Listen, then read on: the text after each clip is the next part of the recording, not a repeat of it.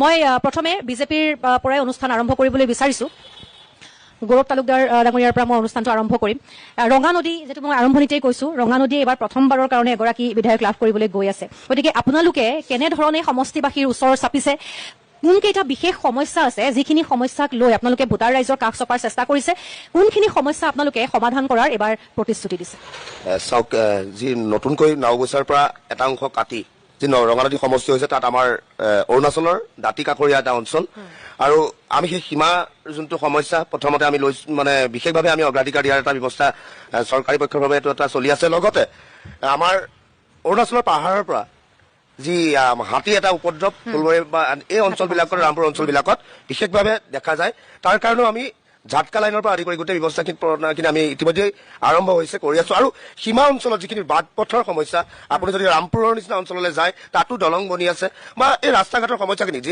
আগৰ যোনজন M L এ আছিলে আপুনি কংগ্ৰেছৰ পৰা জিকি গৈছে যোৱা 3 বছৰ তেওঁকতো কোনো নেদেখিলে আৰু আমাৰ ক্ষেত্ৰত আমিতো ভাবো প্ৰথম 2 বছৰ তেওঁক অদৃশ্য এম এল এ বুলি যদি কাৰোবাক ক'ব লাগে সেই অদৃশ্য এম এল এ হাতৰ পৰা এই কংগ্ৰেছৰ অপশাসনৰ পৰা তেওঁ নেদেখা এজন এম এল এৰ পৰা আমি কেনেকৈ সমষ্টিবাসী উন্নয়ন কৰিব বিচাৰো সেইখিনি আমি ব্ৰতী হৈ আছো তাৰ আপুনি ইয়াত থকা আমাৰ কংগ্ৰেছৰ যিসকল মুখপাত্ৰজনে ক'ব তেওঁ চাগে আজিৰ পৰা তেওঁ 10 বছৰ আগত ঘৰৰ পৰা আহোঁতে তেওঁ মাহেকত 3বাৰমান গাড়ী ভাল কৰিব লাগিছিলে গতিকে আজিৰ তাৰিখত কিন্তু তেওঁ 5 মিনিটত আপোনালোকৰ এই অনুষ্ঠানত ঘৰৰ পৰা আহি পাইছে গতিকে তেনেকুৱা সেই সমস্যাবিলাক আমি সমাধানৰ ক্ষেত্ৰত আগবাঢ়িছো অসমৰ সৰ্বকালৰ সৰ্বশ্ৰেষ্ঠ মুখ্যমন্ত্ৰীগৰাকীয়ে এই ক্ষেত্ৰত আমাক যথেষ্ট সহায় দিছে আমাৰ যোনজন সাংসদ অতি কৰ্মপটু কৰ্মদক্ষ সাংসদ গৰাকীয়ে এইখিনি চাই আছে নহলেতো অদৃশ্য বিধায়কজনৰ পৰা আমি একোৱেই নাপালো ঠিক আছে কংগ্ৰেছৰ মুখপাত্ৰগৰাকীৰ ওচৰলৈ আহিবলৈ বিচাৰিছো মই অৰুণ শইকীয়াৰ ওচৰলৈ কংগ্ৰেছৰ বিধায়কগৰাকীয়ে বিগত সময়ছোৱাত কোনো ধৰণৰ কাম নাই কৰা বুলি এটা অভিযোগ আহিছে উন্নয়ন যদি লাগে তেনেহলে বিজেপিৰ পক্ষত ৰাইজ থাকিব লাগিব বুলি কৈছে আপোনালোকে এবাৰ কেনে ধৰণৰ প্ৰতিশ্ৰুতি লৈ ভোটাৰ ৰাইজৰ কাষ চাপিছে আমি প্ৰথম কথা আমাৰ অসমৰ ৰাইজৰ হৈ আমি এটা ন্যায় বিচাৰিছো সেইটো হৈছে আমাৰ অসমৰ হিয়াৰ আমঠু জুবিন গাৰ্গ দেৱৰ আমি ন্যায় দ্বিতীয় কথা আমি বিচাৰিছো যে আমাৰ ফুলবাৰী ৰামপুৰ বগীবিলকে ধৰি ৰঙা নদীৰ যি ভিতৰুৱা অঞ্চল ইয়াত খিলিঞ্জীয়াসকলৰ ম্যাদী বঁটা কথাটো আমি বিচাৰিছো কাৰণ এতিয়া খিলিঞ্জীয়া কোনো ম্যাদী বঁটা পোৱাৰ ব্যৱস্থা হোৱা নাই আৰু যিসকলৰ মাটিৰ খাজানা 100 গুণতকৈ অধিক বৃদ্ধি হৈছে আজি আমি যদি মেডিকেলৰ উন্নয়নৰ কথা যদি বিজেপিয়ে কয় তেতিয়াহ'লে আমি এটা লেংটা ঘৰ দেখো ইনফ্ৰাষ্ট্ৰাকচাৰ নাই আমি এটা পেচেণ্ট নিলে লখিমপুৰ যদি চিকিৎসালয়লৈ নিওঁ লগে লগে ডিব্ৰুগড়লৈ ৰেফাৰ কৰে এইটো এটা উন্নয়নৰ যাত্ৰা হ'ব নোৱাৰে আজি যদি শিক্ষাৰ ক্ষেত্ৰত কওঁ শিক্ষাৰ ক্ষেত্ৰত শিক্ষকক আমনি দিয়াৰ বাহিৰে ক্লাছ কৰিবলৈ অসুবিধা নিদিয়াৰ এটা আঁচনিহে হৈ আছে উপযুক্ত শিক্ষাৰ অভাৱে ঘটিছে আৰু যদি বিধায়কৰ কথা কৈছে উপৰোক্ত বক্তাজনে আজি তেখেতে নিশ্চয় তেখেতৰ মেডিকেলত থাকে আজি এখন ভৰ্ণ এম্বুলেন্স চলি আছে যিখনৰ জৰিয়তে আমি পেচেণ্ট লখিমপুৰলৈ অনা নিয়া কৰিব পাৰিছে আজি বিজু স্বৰূপৰ নামত বীৰ যিজন জোৱান মৃত্যু হৈছিল তেখেতৰ নামত এতিয়াও এখন গেট তাত প্ৰতিষ্ঠিত হৈছিল ভৰ্ণৰ দ্বাৰা এই কথাখিনি আমি কাম কৰিছে তেখেতৰ মেডিকেল সংক্ৰান্তত তেখেতৰ চিকিৎসা সংক্ৰান্তত বাহিৰত থাকিবলগীয়া হৈছে কিন্তু আজি বীৰ যোদ্ধা আমাৰ আছে কওক মনোজ পৰিয়ালৰ নামত দিছিলে বিজু স্বৰূপৰ নামত এখন বিধায়ক মহোদয় পুঁজিৰ দ্বাৰা নিৰ্মিত আজি এম্বুলেন্স নাওবৈচাত হৈছে আজি বিৰছা মুণ্ডাৰ প্ৰতিমূৰ্তি দা হৈছে আজি বিধায়কে কৰিছে এটা গুৰুত্বপূৰ্ণ কথা কৈছে আপুনি কিবা উত্তৰ দিবলৈ বিচাৰিব প্ৰথমতে মই কৈ লওঁ এছাই ৰাতি নেদেখে দিনত নেদেখে সূৰ্যৰ ভুলটো হ'ব নোৱাৰে কংগ্ৰেছীসকলে উন্নয়ন নেদেখে সেইটোতো আৰু বিজেপিৰ ভুল নহয় তেওঁলোকৰ কাৰ হেৰিয়ত পৰিচালনাত পৰি চকুমুঠে কুলিৰ ভাৰ হৈছে এইটো নাজানো মই এই মুখপাত্ৰগৰাকীক ৰাজহুৱাভাৱে কেইটামান প্ৰশ্ন সুধিব বিচাৰিছো যোৱা কাৰ্যকালত এমএলএ গৰাকী কোনকেইটা ফাণ্ড নাওবৈচাত দিয়া হ'ল আপুনি ৰাজহুৱা কৰিব পাৰিবনে আপোনাক সুধিছো আপুনি যে কৈছে যে ইনফ্ৰাষ্ট্ৰাকচাৰ একো নেদেখো নাওবৈচা মেডিকেলৰ লখিমপুৰ মেডিকেলত আপোনালোকে গ'লে আজিকালি একো নাপায় নে আপোনালোকৰ ভালকে চিলনি মাৰিব নোৱাৰে নাওবৈচাত এটা ভাল চিলনি মাৰিব নোৱাৰে মহোদয় সেই মেডিকেলখনৰ পৰিচালনা সমিতিৰ সভাপতিজন আপোনালোকৰ এমএলএজন আছিলে ইয়াতে বহি আছে পৰিচালনা সমিতিৰ সভাপতিগৰাকী তেওঁ সোধা নাই কিয় কৰিব পৰা নাই এইটো চৰকাৰৰ দ্বাৰা হয় কেনেকে হয়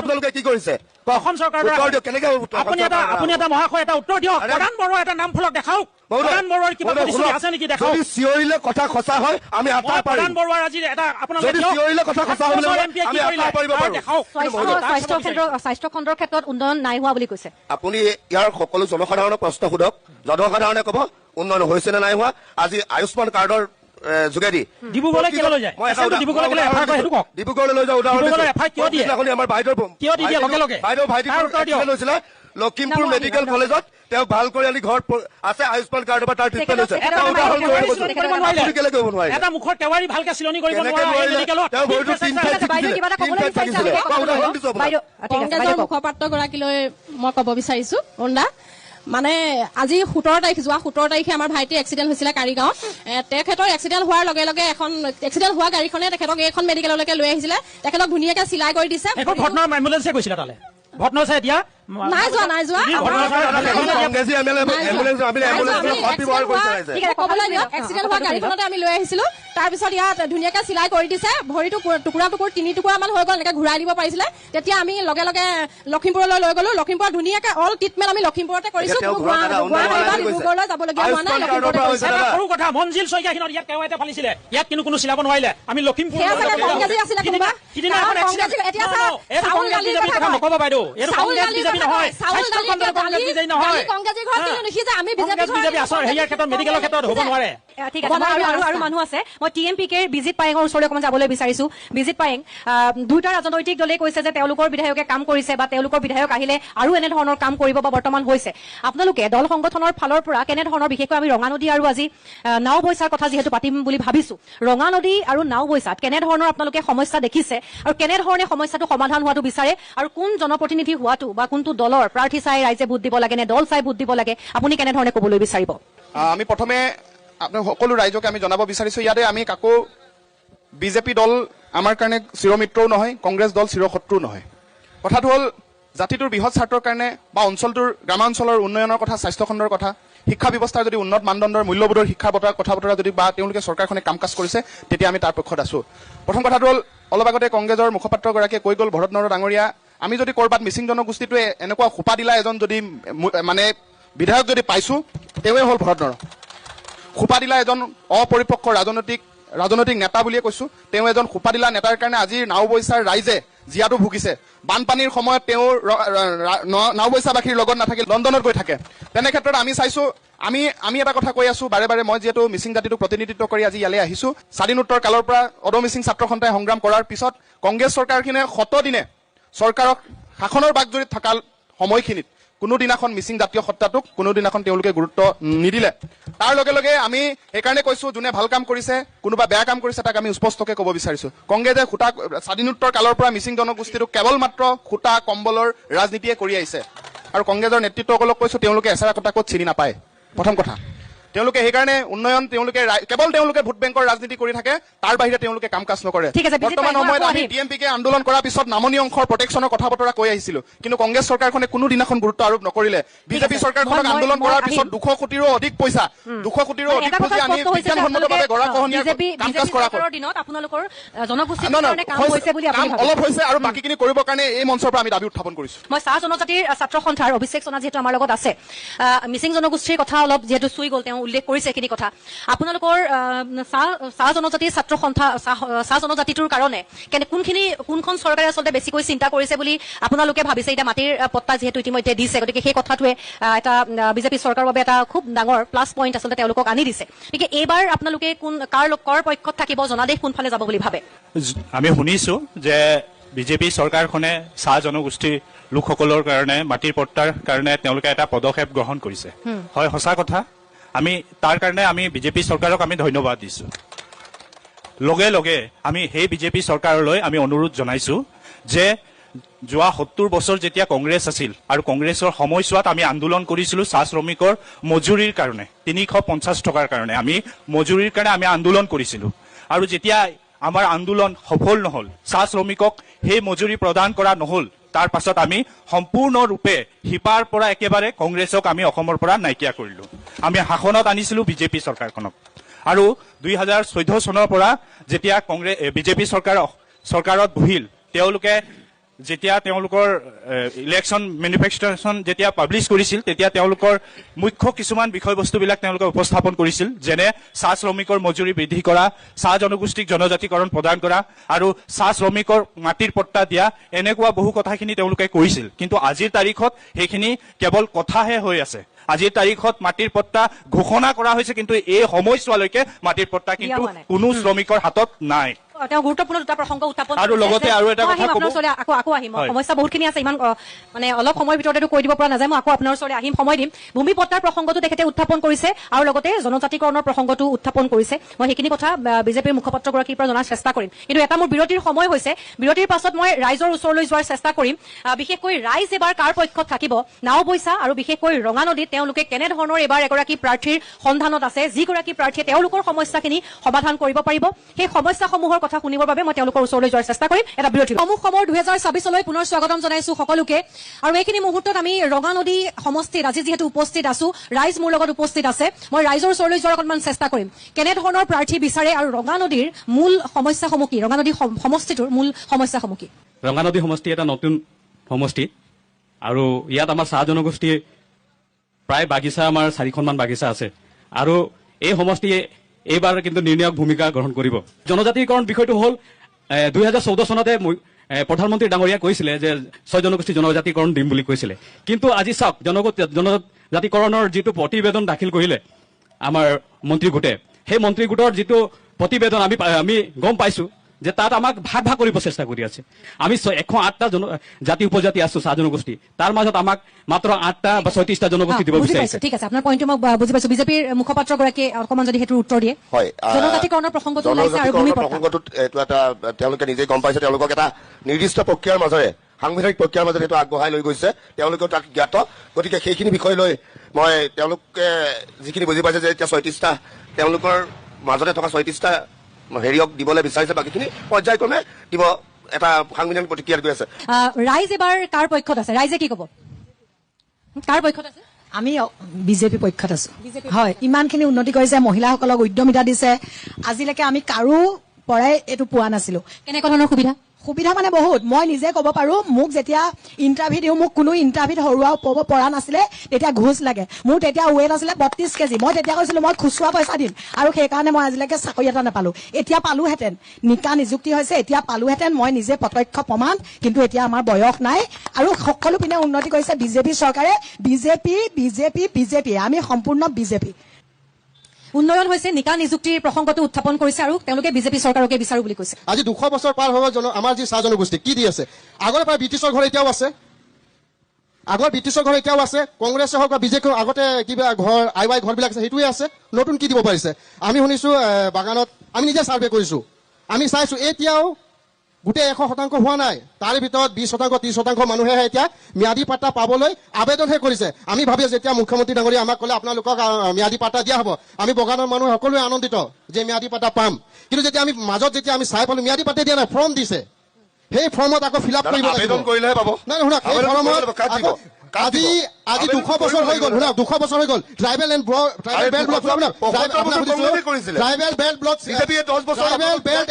আইন মই আপোনাক সুধিব বিচাৰিছো, বিজেপি মুখপাত্ৰ, ট্ৰাইবেল বেল্ট এণ্ড ব্লক আইন আৰম্ভ হৈ কেইবছৰ হ'ল? তাৰ আগৰ পৰাই চাহ জনগোষ্ঠী আছে। ট্ৰাইবেল এণ্ড ব্লকৰ ব্যৱস্থা, এই ব্যৱস্থা আমি বহুত যুগৰ কংগ্ৰেছৰ পৰা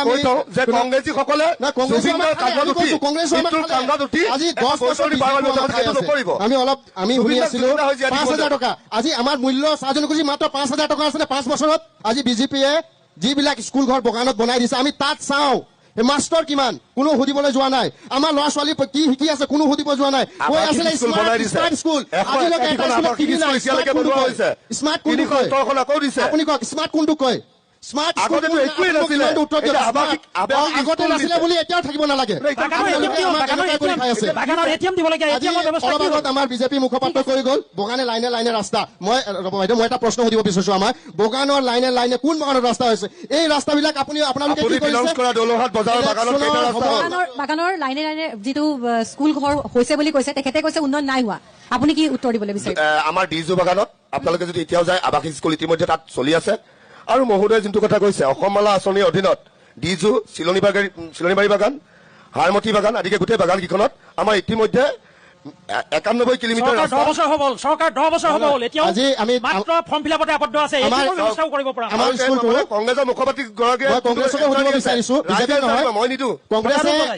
কংগ্ৰেছে ইমানেই ৰাজত্ব কৰিলে মই কংগ্ৰেছকো সুধিব বিচাৰো কি কৰিলে চাহ জনগোষ্ঠীৰ কাৰণে কংগ্ৰেছে এটাই কাম কৰিছে যে শিক্ষাৰ ক্ষেত্ৰত আদিবাসীসকলৰ যথেষ্ট উন্নয়নৰ যাত্ৰাত দিছে এটা আৰু উদাহৰণ ৰাস্তা-পদূলিৰ লাগে। ক্ষেত্ৰত যি ৰাজহুৱাভাৱে জৰাজীৰ্ণ অৱস্থা এটা আছিলে উদাহৰণ এই জৰাজীৰ্ণ অৱস্থাটো কিন্তু ৰাজহুৱাভাৱে কংগ্ৰেছৰ এটা উদাহৰণ দিনত দিছো। আহিছে। মই ৰাজহুৱাভাৱে আৰু কৈছো। আজি যি যিটোত আৱাসী আজি যি স্কুল মানুহ খুলিলে। ওলাই আহিছে আজি আপুনি কংগ্ৰেছৰ এটা ৰাজহুৱা আদিবাসী উদাহৰণ ছাত্ৰ দিয়ক। সন্থাৰ পৰা ধৰি সকলো ওলাই আহিছে কংগ্ৰেছৰ কাৰণে এই এৱাৰনেছটো আহিছে এটা এই উদাহৰণ। এৱাৰনেছৰ কাৰণে আজি মান মাতিছে আজি বিজেপিয়ে ফটা ঢোল কোবাই এই ফৰ্ম ফিলাপতে আবদ্ধ আছে আপুনি ক'লে কংগ্ৰেছৰ দিনত শিক্ষাৰ ক্ষেত্ৰত বহুত উন্নতি হৈছে কি উন্নতি হৈছে যথেষ্ট স্কুল ঘৰৰ পৰা ধৰিলে যথেষ্ট উন্নতি হ'ল চাহ এতিয়া শিক্ষিত সমাজত আহিলে জনজাতিৰ কাৰণে আজি আপোনালোকে উন্নয়ন শিক্ষাৰ আজি ক্ষেত্ৰত কংগ্ৰেছৰ উন্নয়ন হৈছে দিনৰ- বুলি কৈছে, উন্নয়নৰ কংগ্ৰেছৰ দিনতে উদাহৰণ নাম দিয়ক। সলাই মাত্ৰ আঁচনি উন্নয়ন তুলিলে। কাক কয় শুনক দাদা, উন্নয়ন কংগ্ৰেছৰ কাক উদাহৰণ কয় দিয়ক। আমাৰ এই মহিলাসকলক সোধক উদ্যমিতা আঁচনি দিছে 40,000 উদ্যমিতা আঁচনি দিছে নিবনুৱা সেই আঁচনি সংস্থাপনৰ কাৰণে একো কৰা নিবনুৱা নাই। সংস্থাপনৰ কাৰণে এই সংস্থাপন নহয়, সংস্থাপন নহয়। উদ্যমিতা আঁচনিটো একেলগে সংস্থাপন নিবনুৱা এইটো সমস্যা নিবনুৱা সমাধান সংস্থাপন কৰিব নহয়। নোৱাৰাৰ এইটো কাৰণে নিবনুৱা সৰু সংস্থাপন সৰু নহয়। উদ্যোগ স্থাপন কৰি সংস্থাপনৰ যাতে নামটো মহিলাসকল ক্ষুদ্ৰ উদ্যোগ স্বাৱলম্বী হ'ব লাগিব। পাৰে তাৰ কাৰণে অকণমান 1,65,000 সংস্থানমুখী নহয় এইটো। ইতিমধ্যে অৰুণোদয় 1,65,000 আঁচনি চাকৰি জৰিয়তে নিকামজী কৰি এইটো দিছে। সংস্থানমুখী আঁচনি নহয়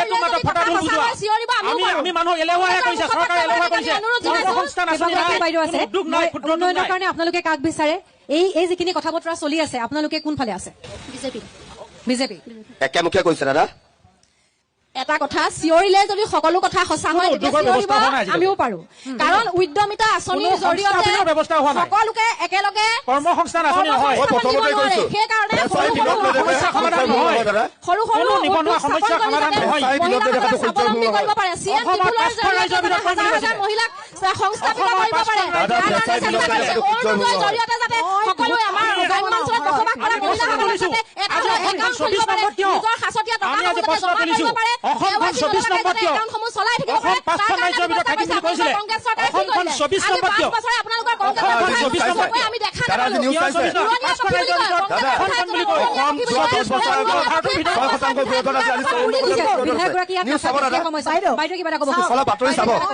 কংগ্ৰেছৰ মানুহ 900 কোটি টকা আকৌ ধাৰ ল'ব কি হ'ব তেওঁ সুধিছো আকৌ মই 900 কোটি টকা ধাৰ। আপোনাৰ বাইদেউৰ প্ৰশ্নটো শুনি লওক মই উদ্যমিতা আঁচনিৰ জৰিয়তে 10,000 টকা পাই তাতকৈ আগৰ পৰা লকডাউনৰ পিছৰ পৰা মোৰ যিটো অৱস্থা হৈছিল চলিবলৈ মই মুখ্যমন্ত্ৰী মহোদয়ক ধন্যবাদ দিছো মই নিজে ঘৰত ধূপ বনাই ঘৰে 900 কোটি টকা ধাৰ লৈ দিছে। আপুনি জানে জানো মই নিজে ঘৰত ধূপ বনাই বিক্ৰী কৰো আপুনি জানেনে আপোনালোকে এবাৰ ৰঙানদীত কি বিচাৰিছে কিবা পৰিৱৰ্তন বিচাৰিছে নে আজি আন কিবা আশা আছে? বিজেপিৰ মুখপাত্ৰজনে যিখিনি কথা কৈ আছে এইখিনি প্ৰচাৰমুখী উন্নয়ন মই যিখন পঞ্চায়তৰ পৰা বিলংছ কৰো তাত এখন বাগান আছে আৰু তেখেতে কৈছে বাগানত ৰাস্তা হৈছে মোৰ বাগানখনত এটা ৰাস্তা দেখাই দিয়ক 100 মিটাৰ এটা ৰাস্তা দেখাই দিয়ক যিটো ৰাস্তা বিজেপি চৰকাৰ দিনত হৈছে। মহোদয় লাইনৰ সন্মুখেদি যোৱা তেখেতৰ লাইনৰ প্ৰশ্নকেইটা লৈ লওক। সন্মুখেদি যোৱা আহিব, আহিব। দেখা নাই নেকি? তেখেতৰ প্ৰশ্নকেইটা লৈ লওক, তাৰ পাছত খোৱাপানীৰ নামত কেন্দ্ৰীয় চৰকাৰে জেজেম আঁচনিত হাজাৰ হাজাৰ কোটি টকা ব্যয় কৰিলে আজি মই যিটো পঞ্চায়তৰ পৰা বিলংছ কৰিছো তাত নল আছে কিন্তু জল নাই 3 নম্বৰ আপুনি দেখা নাই নেকি? 3 নম্বৰ কথা এইটো প্ৰেক্টিকেল কথা এইটো জনসাধাৰণে ইয়াৰ উত্তৰ দিব আগন্তুক 26ৰ নিৰ্বাচনত তৃতীয় কথা হ'ল যিটো আৰচি আমাৰ যিটো ৰুৰেল কানেক্টিভিটি মই যিটো পঞ্চায়তৰ পৰা বিলংছ কৰো তাত পকা ৰাস্তা মাত্ৰ 1 কিলোমিটাৰ আছে তাত পপুলেশ্যন আছে 12,396 তাত পকী ৰাস্তা আছে মাত্ৰ 1 কিলোমিটাৰ তৃতীয় কথা হ'ল যিটো মিছা কৈছে নেকি? দাদা, মিছা কৈছে নেকি? এইটো প্ৰেক্টিকেল কথা মই আপোনাক তথ্য সহকাৰে দিম কাৰণ মই সেইটো পঞ্চায়তৰ প্ৰতিনিধি যিহেতু মই আপোনাক তথ্য সহকাৰে দিম ঘৰুৱা আমাৰ হিঙৰা গাঁও পঞ্চায়তৰ যিটো মাথাউৰিৰ কথা কৈ বিজেপিয়ে ভোট লোৱাৰ চেষ্টা কৰিছে সেই মাথাউৰিটো আজি পৰ্যন্ত জিঅ' বেগেদি বনোৱা হৈ আছে সেইটো জিঅ' বেগেদি বনোৱা হৈ আছে ক'বলৈ দিয়ক বনি আছে আপুনি দেখা নাই নেকি? শিঙৰা জিপি বুলি নহয় আমাৰ ৰঙানদী সমষ্টিৰ নৱগঠিত ৰঙানদী সমষ্টিত কিমান কিলোমিটাৰ পকী ৰাস্তা হৈছে আমি মুখপাত্ৰ মহোদয়ক আমি জানিব বিচাৰিছো সম্পূৰ্ণ ৰঙানদীৰ 91 কিলোমিটাৰ ৰাস্তা ইতিমধ্যে পকীকৰণৰ কাৰণে উন্নয়নৰ কাৰণে কৈছে কথা এটা মই কৈ আছো আপোনালোকে শুনি লওক যে আপোনালোকে 75 বছৰে কংগ্ৰেছে কি কৰিছে বুলি সুধিছে কিন্তু আজি এই স্কুলঘৰ এই ফিল্ড এই ৰাস্তা এই 75 বছৰ আগত কোনে বনাইছিলে আপোনালোকে তেল আপোনালোকে বনোৱা এখন ওলি যোৱা এইটো চাওক বিজ্ঞানাগাৰ আপোনাৰ পাছফালে থকা বিজ্ঞানাগাৰ নহয় আপোনালোকে শুনক আপুনি ৰঙানদীৰ কথা যে কৈ আছে নাও বজাত এমএলএ আপোনালোকৰ আছিলে আমাক ক'বলৈ দিয়ক যে অদৃশ্য এমএলএ জন আপোনালোকৰ আছিলে বিজেপি নাছিলে নহয় অদৃশ্য এমএলএ জন অদৃশ্য এমএলএ আমাৰ আপুনি দেখা পাইছে নেকি দাদা এমএলএ জন আপুনি দেখা পাইছে নেকি আৰু ৰঙানদী 3 বছৰ এমএলএ জন আপুনি দেখা পাইছিলে নেকি MLA representative হয়, আপুনি সভাপতি এখনত বহি আছে। ঠিক আছে, নাওবৈচাৰ যোৱা 3 বছৰ আপুনি দেখা পাইছে বিধায়কগৰাকীৰ নেকি? উত্তৰটো ল'ম। নাওবৈচাৰ বিধায়কগৰাকীৰ ওপৰত আচলতে অভিযোগ উত্থাপিত হৈছে যে তেখেতে সমষ্টিত নাই, সমষ্টিৰ উন্নয়নৰ দিশটোত তেখেতে কাণ সাৰ কৰা নাই, তাকে লৈ মত বা তেওঁলোকৰ মত পাৰ্থক্য ঘটিছে। সেইখিনিক লৈ মই তেওঁলোকৰ কেনেধৰণৰ আচলতে যুক্তি আছে মই লৈ আহিম আপোনালোকৰ মাজলৈ এটা বিৰতিৰ পাছত। প্ৰেজেন্স সমূহ খবৰ 2026লৈ মই শ্যামলী আকৌ এবাৰ আপোনালোকক স্বাগতম জনাইছো। কৈছোৱেই ৰঙানদী সমষ্টিত আছো আজি আমি উপস্থিত, ৰঙানদী আৰু নাওবৈচাৰ ৰাইজৰ লগত আমি আজি উপস্থিত আছো। গতিকে ৰাইজ মোৰ লগত আছে। কেনেধৰণৰ জনপ্ৰতিনিধি আপোনালোকে এইবাৰ বিচাৰিছে, কাৰণ ৰঙানদী নতুনকৈ আপুনি উঠি ল'লে অকণ ভাল হ'ব, নতুনকৈ এগৰাকী যিহেতু বিধায়ক পাব, পূৰ্বৰ বিধায়কৰ ওপৰত বহুখিনি অভিযোগ আহিছে, আপোনালোকে সেইখিনি কথাত কি ক'বলৈ বিচাৰে? ৰাইজৰ সেই যিখিনি অভিযোগ আনিছে সেইখিনি কিমান দূৰ সঁচা? ৰাইজৰ অভিযোগ আমি ক'বলৈ যাওঁতে ঢেৰ আছে। প্ৰথমতে মই নতুনকৈ ডিলিমিটেশ্যন পাছত নতুনকৈ ৰঙানদী অন্তৰ্ভুক্ত হোৱাত এটা চাহ বাগিচা পৰিছে, জহিং চাহ বাগিচা। আৰু ইয়াত মই বিজেপিৰ মুখপাত্ৰ ডাঙৰীয়াজনক মই প্ৰশ্ন সুধিব বিচাৰিছোঁ। তেখেতে কৈছে যে বাগান অঞ্চলত ৰাস্তা হৈছে। মই আপোনাক জনাই দিওঁ ইয়াৰ পৰা যে জহিং চাহ বাগিচাত মাত্ৰ 1 কিলোমিটাৰ পকা ৰাস্তা হৈছে। আৰু যিহেতু কথা আপোনাক কৈ দিওঁ, যিহেতু ৰঙানদী সমষ্টিত 4টা বাগান আছে আৰু 4টা বাগানত ৰঙানদী সমষ্টিত চবতকৈ সংখ্যাগৰিষ্ঠ আমাৰ চাহ জনগোষ্ঠীৰ ৰাইজ, আৰু চাহ জনগোষ্ঠীৰ ৰাইজ ৰঙানদী অঞ্চলৰ পৰা সদায় চৰকাৰৰ পক্ষ মাত মাতি আহিছে, কিন্তু এইবাৰ বিপৰীত পক্ষ হ'ব। আপোনালোকক কৈছো, এই বিজেপি চৰকাৰে আমাক প্ৰতিশ্ৰুতি দিছিলে যে চাহ শ্ৰমিকৰ দৈনিক মজুৰি আমি 350 টকা কৰিম 2014 চনত। তাৰপিছত কৈছিলে 100 দিনৰ ভিতৰত আমি চাহ জনগোষ্ঠীক ক্ষমতাকৰণ দিম, কিন্তু আজিলৈকে আমি দেখি নাপালো। এই বিজেপি চৰকাৰে কৈছে জাতি মাটি ভেটি ৰক্ষা কৰিম বুলি কৈছিলে, কিন্তু আজি পৰ্যন্ত আপোনালোকে চাব বাগানৰ অঞ্চলত যিখিনি অৰুণাচলৰ আগ্ৰাসন চলি আছে, আজি ৰাস্তা ভাল নোহোৱাৰ কাৰণে অৰুণাচলে সদায় আগ্ৰাসন কৰি বাঢ়ি আছে। দাদা আপোনালোকৰ জহিঙলৈ আৰু আপুনি কৈছিলে যে চৰকাৰে 3% ৰিজাৰ্ভেশ্যন চাহ জনগোষ্ঠীৰ কাৰণে কৰিছে। মই আপোনাক জনাই দিছো যে 3 হয় কৰিছে, কিন্তু আপোনালোকে গম পাব 3% ৰিজাৰ্ভেশ্যনত অনাৰ চাহ জনগোষ্ঠীৰ মানুহে চাকৰি ল'বলৈ সক্ষম হৈছে। ঠিক আছে, আপোনাৰ কথাখিনি বুজি পালো। তেখেতে আপুনি কৈছে জহিং কয়লামাৰীত মাত্ৰ 1 কিলোমিটাৰ ৰাস্তা পকীকৰণ হৈছে। জহিং হয়নে? জহিঙত অকল 1 কিলোমিটাৰ হৈছে, আৰু অসম দৰ্শনত এতিয়া পুনৰ তাত 5টা ৰাস্তা চেংচন হৈছে। আপুনি যাতে আৰু ৰ'ব কৈ ল'ব দিয়ক হয়। আপুনি জহিং কয়লামাৰীত আমাৰ যোনখন পশু চিকিৎসা মহাবিদ্যালয় সেইখন তাত স্থাপন হৈছে, তাৰ পৰিকাঠামো সম্পূৰ্ণকে উন্নয়ন হৈছে। আপুনি জহিং কয়লামাৰীলৈ যোৱা মাথাউৰিলৈকে যোনটো ৰাস্তা আছে গোটেই মাথাউৰিটো পকীকৰণ হৈছে, সেইটো হৈছেনে? হৈছে দাদা আপুনি চাওক, লিংকেজ বিলাক হৈছেনে? আৰু পৰ্যায়ক্ৰমে সেই উন্নয়নখিনি হৈ আছে। পুনৰ 5টা ৰাস্তাৰ SOPD আণ্ডাৰত অসম দৰ্শন অসমমালাৰ আণ্ডাৰত আৰু 5টা ৰাস্তা আপোনালোকৰ নতুনকে টেণ্ডাৰ হৈছে। আৰু যোৱা বছৰত মাথাউৰি জিঅ' বেগেদি আপোনাৰ 300 কোটি টকা দি ডিজু চাহ বাগিচাৰ বহুতখিনি ষ্টাফ বাগানৰ যিখিনি কোৱাৰ্টাৰ সেই নেপকৰ পানীত গুচি গ'ল। কিমানখিনি মানুহ খেতি বাতি হেৰাবলগীয়া হ'ল। তাৰ কাৰণে কিন্তু চৰকাৰখনে ব্যৱস্থা হাতত লৈছে। ব্যৱস্থা আমি 10 বছৰ আগৰ পৰাই শুনি আছিলো, কিন্তু আজিলৈকে ব্যৱস্থা দেখা নাই। মই আহিম, যুৱ প্ৰজন্মৰ প্ৰতিনিধি আছে, আপোনালোকৰ কেনেধৰণৰ সমস্যা আছে বা আপোনালোক এবাৰ কাৰ পক্ষত এবাৰ যুৱ প্ৰজন্ম থাকিব? সমস্যা কি আছে সেইটো কওক, আমি সমস্যাখিনিৰ কথা শুনিবলৈকে আহিছো। ৰঙানদীত আমাৰ নৱগঠিত ৰঙানদী সমষ্টিত আমাৰ প্ৰথম সমস্যা আছে শিক্ষা আৰু ৰাস্তা। বিশেষকৈ এতিয়া আমাৰ বিজেপি মুখপাত্ৰজনক মই আপোনাৰ জৰিয়তে তেখেতক সুধিব বিচাৰিছো, তেখেত প্ৰকৃততে কোনটো সমষ্টিৰ ভোটাৰ? প্ৰথমতে মই তেখেতক সেইটো সুধিব কৈ ল'ব দিয়ক। তাৰপিছত তেখেতলোকে যিটো মেডিকেলৰ কথা ক'লে, আজি ঠিক 1 মাহৰ আগত আমাৰ ৰাজধানীত এখন ভাইব্ৰেণ্ট পাব্লিক স্কুল বুলি এখন স্কুল আছে, তাতে মোৰ ছোৱালীও পঢ়ে। তাতে এটা 2য় শ্ৰেণীত ক্লাছ 2ত পঢ়া ষ্টুডেণ্ট তাত কিবা এটা কাৰণে মূৰ ঘূৰাই পৰিছিলে। আমি ল'ৰাটো লৈ আহিছিলো এই মেডিকেল লাগে। যেতিয়া আমি মেডিকেলৰ ল'ৰাটো লৈ আহিছিলো, তেতিয়া ইয়াত আমি কোনো ডক্টৰ পোৱা নাছিলো, কোনো মেডিচিন নাই, কোনো ডক্টৰ নাই। আকৌ ইয়াৰ পৰা আমি ল'ৰাটো বেলেগলৈ লৈ যাবলগীয়া হৈছে। মানে স্বাস্থ্য আৰু শিক্ষাৰ কোনো ধৰণৰ উন্নয়ন হোৱা নাই বুলি ইয়াত এতিয়া চাওক, আমাৰ ইয়াত তেখেতলোকে কৈছে আমাৰ ৰাস্তা উন্নতি হৈছে বুলি। আমাৰ হাইৱেটো বাদ দি, হাইৱেত এটা ৰিপেয়াৰিং হৈ গ'ল। হাইৱেটো আজি প্ৰায় এমাহৰ আগত হাইৱেত মানুহৰ গাড়ী চলাব নোৱাৰা এটা পৰিৱেশৰ সৃষ্টি হৈছিলে, সেইটো ৰিপেয়াৰিং হৈ গ'ল। এতিয়া আপুনি গাঁৱৰ ভূঞলৈ যাওক, গাঁৱৰ ভূঞৰ ভিতৰৰ অঞ্চলবিলাকৰ ৰাস্তা কি অৱস্থা হৈ আছে, অঞ্চলৰ উন্নয়ন হোৱা নাই, ৰাস্তা একেবাৰে হোৱা নাই। ঠিক আছে, মই একেবাৰে আপোনাৰ ওচৰলৈ, ঠিক আছে, আপুনি কিবা এটা মন্তব্য কৰিব বিচাৰিছে, উত্তৰটো দি লওক, তাৰ পাছত আপুনি ক'ব। মই মহোদয় কৈছো, সিদিনাখন তেওঁলোকৰ যোনটো এক্সিডেণ্ট হৈছিলে বাচ্ছাটোৰ, মই এই বিষয়টো লগে লগে SDMক আমি কৈছিলো যে কিয় ডক্টৰ নাই, আৰু এই বিষয়টো পৰিচালনা সমিতিত আলোচনা কৰিবৰ কাৰণে ৰিকুৱেষ্ট কৰা হৈছিলে। আমি স্বীকাৰ কৰিছিলো, SDMক কৈছিলো, কিন্তু এই MLA গৰাকীৰ ৰিপ্ৰেজেণ্টেটিভ হিচাপে যোনজন ইয়াত সভাপতি হিচাপে আছে উন্নয়ন মানে মেডিকেল পৰিচালনা সমিতি, তেখেতে কিন্তু তাৰ কাৰণে একো ব্যৱস্থা নাই। তাৰ কাৰণে আমাৰ নিউজ হৈছে আৰু চৌকজ দিয়া হৈছিলে। ইয়াত চৌকজলৈকে হৈছিলে যে আগৰ যোনজন নাইট ডিউটি থাকে, নাইট ডিউটি থকাজনে ৰাতিপুৱা 9টা বজাত গুচি যায় আৰু বাকী কেইজন 9টা বজাত আহিব লাগে, কিন্তু অকণমান দেৰি হোৱাৰ কাৰণে হৈছিলে। কিন্তু এই পৰিচালনা কমিটি বিজেপি আমাৰ তালুকদাৰজনে খুব ধুনীয়া কৰিছে, ভাল পাইছো। MLA স্বীকাৰ কৰিছে সভাপতি তেওঁ কি ষ্টেপ ল'লে, সেইটো কাৰণে তেখেতৰ যুক্তিটো লৈ লওক। কংগ্ৰেছৰ মুখপাত্ৰ এইকেইটা ক'বলৈ বিচাৰিছে, কওক আপুনি কওক। মই তেখেতক প্ৰথমতে আমাৰ তালুকদাৰ বুলি কৈছে। তেখেতৰ ঘৰ সোণাপুৰ, দলহাট সোণাপুৰ। তেখেতৰ ঘৰৰ পৰা আজি তাৰিখত 34 আহিবলৈ কিন্তু ৰাস্তাটো পকা। ঠিক আছে, বিজেপি মুখপাত্ৰগৰাকীৰ পৰা হোৱা নাই বুলি কৈছে। আপুনি চাওক, সৰণি গাঁৱৰ ৰাস্তা, ভিতৰুৱা অঞ্চলৰ নাই হোৱা বুলি কৈছে। ভিতৰুৱা অঞ্চলৰ ৰাস্তা আমি প্ৰথমে ৰাস্তা পকা হোৱা নাই, কওক দাদা। আমি এটা অনুৰোধ জনাইছো, দিয়া নাই কোৱাডঙৰ পৰা চিলনী কোনটো ৰাস্তা হোৱা নাই মোক কৈ দিয়ক, নামটো কওক, ৰাস্তাটোৰ নাম কওক, ৰাস্তাটোৰ নাম কওক। আজি ফুলবাৰী কথা ক'ব নালাগে। এই ৰাস্তাটোত আপুনি এবাৰ চাইকেল লৈ গৈ দেখাব। আপুনি আমাৰ ফুলবাৰী গাঁও পঞ্চায়তৰ কিনাৰতে যিটো আমাৰ গোপালপুৰ হৈ পেলাই বাকী সন্মুখৰ ৰাস্তাটো হৈছে ৰাস্তাটো এতিয়া হোৱা ৰাস্তা নহয় দাদা। সন্মুখৰ ৰাস্তাটো আজি 15 বছৰ আগত হোৱা ৰাস্তা। আপোনালোকে কেনেকে ভুল কৰিছো? সেইটো ৰাস্তা আজি 15 বছৰ আগত হোৱা ৰাস্তা। আপুনি ভুল কৰিছে। 15 বছৰ আগত ভুল তথ্য নিদিব। সেই ৰাস্তাটো আজি 15 বছৰ আগত হৈছে, তাৰ কিনাৰ নাই হোৱা।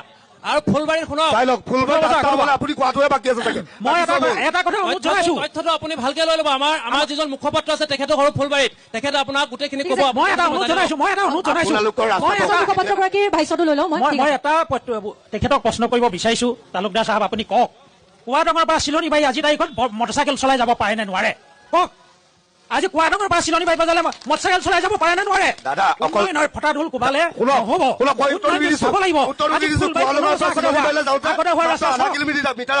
আজি চাই যাওক, আজি এখন মটৰচাইকেল চলাই যাব নোৱাৰা এইটো পৰিৱেশ। দাদা, মোৰ ঘৰ চিলনীবাৰী ষ্টেচনৰ ওচৰত, কোৱাডঙা এতিয়া আপুনি সোমাই যাব, সেইটো ৰাস্তা পকা হোৱা নাই। কোনখন আছিলে বিজেপিৰ দিনত হৈছিলে? বিজেপিৰ দিনত ব্লক দুখনমান পাৰি আপোনালোকে থৈ দিলে। তাৰ আগৰ যোনখিনি ৰাস্তা আছিলে 100 মিটাৰ, তাৰ আগৰ যোনটো ৰাস্তা আছিলে কংগ্ৰেছৰ দিনত বনাই থৈ যোৱা ৰাস্তা। ডাঙৰীয়া,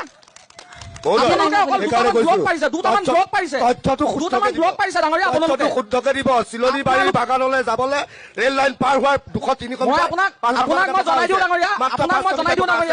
আপোনালোকৰ দলত বৰ্তমান ভূপেন কুমাৰ বৰাই জইন কৰিছে, তেখেতৰ ঘৰৰ ৰাস্তাটো আপোনালোকে চাব।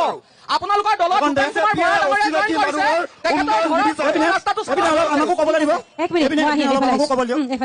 যোনটো আপোনাৰ ঘৰৰ, আপুনি যোনটো নামঘৰত আপুনি সেৱা জনায়, আপোনাৰ নামঘৰৰ ফ্ৰণ্টৰ ৰাস্তাটোৰ যিটো আপুনি উন্নতি হৈছে বুলি কৈছে, সেই ৰাস্তাটো আৰু কেইদিনমানৰ পিছত বাৰিষা হ'লে সেই ৰাস্তাটোত আমি খেতি কৰিব পাৰিম, মাছ তাত জীয়াব পাৰিম। যিকেইটা ৰাস্তাৰ যিটো গাঁত হৈ আছে, মই সদায় ৰাতিপুৱা 1 মিনিট মই কৈ ল'ব বন্তি সংঘৰ নামঘৰৰ ফ্ৰণ্টৰ যোনটো ৰাস্তা কথা আপুনি ক'লে যে সম্পূৰ্ণ পকা হ'ল বুলি, সেই ৰাস্তাটোৰ কথা কৈছো। সেই ৰাস্তাটোৰ মই ৰাতিপুৱা 6টা বজাত প্ৰত্যেক দিনে 6টা বজাৰ পৰা মহাশয় মোক কথাটো ক'বলৈ দিয়ক, তাৰপৰা আপুনি ক'ব, মোক কথাখিনি ক'বলৈ দিয়ক। সেই ৰাস্তাটো দি মই সদায় যাওঁ, আপোনাৰ চিলনীবাৰী ৰেল আলি পাৰ হৈ। আপুনি সেই ৰাস্তাটো দি চাগে আপুনি যোৱা নাই, আৰু আপোনাৰ নামঘৰৰ ফ্ৰণ্টৰ ৰাস্তাটো কি হৈ আছে আপুনি চাগে নামঘৰলৈ নাযায় কাৰণে আপুনি দেখা নাই। সেইকাৰণে আপুনি ক'লে যে সেই ৰাস্তাটো সম্পূৰ্ণ পকা হ'ল। আঁচনি কথা কৈ আছে, আঁচনি নামত কিমান ধাৰ হৈ আছে সেইটো কওক। আৰু আজি এটা উদাহৰণ দি আছো, আৰু এটা উদাহৰণ দিছো, ইন্ধন গেছৰ আজি 60 টকা মূল্য বৃদ্ধি হ'ল। ক'ৰ পৰা মূল্য বৃদ্ধি হৈছে সেইটো বিষয়টো আপুনি জনাওক। আমি সাধাৰণ ভোটাৰ, আমি যিহেতু কোনো দল বা কোনো পক্ষত নাই, কিন্তু আমি কিছুমান বিমূৰত পৰিছো যে আমাৰ যিসকল দলীয় মুৰব্বী নেতা আমি যাক ভাবি থাকো তেওঁলোকৰ সঘনাই দল বদলীকৰণ, এইটো কাৰণে আমাৰ বিপদত নাইকিয়া হৈছে। 2 নম্বৰতে মই অবিভক্ত নাওবৈচা সমষ্টিৰ মানুহ, কিন্তু আমাৰ বিধায়কজন যিজন ভৰত নৰ, তেখেত মানে প্ৰথম অৱস্থাত আমি ঠিকেই দেখিছিলো, তেখেত ওলাই আহিছিলে। কিন্তু যেতিয়া ডিলেমিনেশ্যন হ'ল, তেতিয়া আমাৰ এই সমষ্টিটো নাওবৈচা সমষ্টিটো SC ৰিজাৰ্ভেশ্যন হৈ গ'ল। তেতিয়া তেওঁ ভাবিলে যে মইতো আৰু ইলেকশ্যন খেলিব নোৱাৰো, গতিকে মই অন্তৰ্ধান হোৱাই ভাল হ'ব। তেওঁ সুবিধাৰ কাৰণেহে তেওঁ নাইকিয়া হৈ পৰিলে, গতিকে বিমূৰত পেলাই থৈ গ'ল আমাক, আৰু আমাক বিশেষকৈ কংগ্ৰেছৰ কৰ্মকৰ্তাসকলকো মই বিমূৰত পেলাইছে বুলি মই ভাবিছো। সেইধৰণে উন্নয়নৰ ক্ষেত্ৰত আমি কাক কম? এতিয়া আমাক ক'বলৈ কোনো বাট নাইকিয়া হৈছে। মোৰ ঘৰৰ ওচৰ একদম ফ্ৰণ্টৰ যিটো ৰাস্তা, বাৰিষা হ'লে মই 1 আঁঠু পানীৰ ওপৰত আহিব লাগে। যিহেতু মই পঞ্চায়তৰ প্ৰতিনিধি, মই কংগ্ৰেছৰ কাউন্সিলাৰকো কৈছোঁ যে আমাৰ ৰাস্তাটো বনাই দিয়া। আকৌ মই বিজেপিৰ আমাৰ সভানেত্ৰী পঞ্চায়তৰ তেখেতকো অনুৰোধ কৰিছোঁ যে আমাৰ ৰাস্তাটো বনাই দিয়া, কিন্তু কোনেও বনোৱা নাই। সেইটোৱে আমাৰ চিন্তা। সেইখিনিৰ উত্তৰটো মই বিজেপিৰ মুখপাত্ৰগৰাকীৰ পৰা ল'ম আৰু কংগ্ৰেছৰ মুখপাত্ৰগৰাকীৰ পৰাও ল'ম। এটা মোৰ আকৌ বিৰতিৰ সময় হৈছে, পুনৰ উভতি আহিছো আজিৰ আমাৰ অনুষ্ঠান সমূহ সমৰৰ মাজলৈ। আমি আজি ৰঙাপৰা সমষ্টিত, যিহেতু ৰঙানদী সমষ্টিত আজি যিহেতু আমি উপস্থিত আছো, তাৰ ৰাইজৰ লগত আমি কথা পাতিছো এইখিনি মুহূৰ্তত। মই এইখিনিত অকণমান বাইদেউসকলৰ ওচৰলৈ আহিবলৈ বিচাৰিছো। গাঁৱৰ ভিতৰৰ বহু অঞ্চলৰ বাট পথৰ উন্নয়ন হোৱা নাই, এই এটা যুক্তি তেওঁলোকে দাঙি ধৰিবলৈ বিচাৰিছে। আপোনালোকে কৈছে যে উন্নয়ন সেইখিনি হৈছে, তাত আপোনালোকে কিবা ক'বলৈ বিচাৰিব নেকি? স্বাস্থ্য শিক্ষা খণ্ডৰ কথা ওলাইছে। বাট পথৰ কথা বেয়া বুলি কৈছে। আচলতে মই 24 ঘণ্টাৰ ভিতৰত 8 ঘণ্টা মানে কি জানি স্কুটিখন লৈ আমাৰ ভিতৰুৱা অঞ্চলৰ উন্নয়ন হোৱা নাই বুলি কৈছে। ৰঙা নদীৰ আমাৰ ব্লকৰ আণ্ডাৰত থকা এইফালে আপটো বগলীজান, পহুমৰা, ডিজু, ৰামপুৰ, ফুলবাৰীৰ পৰা ধৰি লৈ সকলো নাওবৈচা জিপি গোটেইখিনি ময়ে ঘূৰি ফুৰো নিজে। তাকে মই উন্নয়ন হোৱা নাই বুলি ক'লে এটা আচৰিত পাইছো। স্কুটিখন লৈ যেতিয়া মই মহিলা হয় সেই সমাজ মানে সেই পঞ্চায়ত বাইদেৱে কৈছে যে উন্নয়ন হৈছে, তেতিয়াহ'লে পুৰুষসকলে উন্নয়ন নাই হোৱা বুলি কৈছে। এইটো এটা বিশ্বাসযোগ্যৰ বিষয়। কেনেকুৱা ধৰণৰ উন্নয়ন হৈছে আপুনি বুজাই দিব নেকি? মই এটা উদাহৰণ দিলো, যোনটো বিজেপি মুখপাত্ৰজনৰ যোনটো নামঘৰত তেখেতে প্ৰতিনিধি কৰে, সেই নামঘৰৰ ফ্ৰণ্টৰ ৰাস্তাটোৱে হোৱা নাই। সেই ৰাস্তাটোৰ কথাই কৈ আছো মই বৰ্তমান, বেলেগতো মই ৰাস্তালৈ যোৱাই নাই। আৰু তেখেতৰ ঘৰলৈ যোনটো মেডিকেলৰ কাষেদি ৰাস্তাইদি যায়, বাৰিষা হলে সেই ৰাস্তাটোদি পানী বাগৰি থাকে।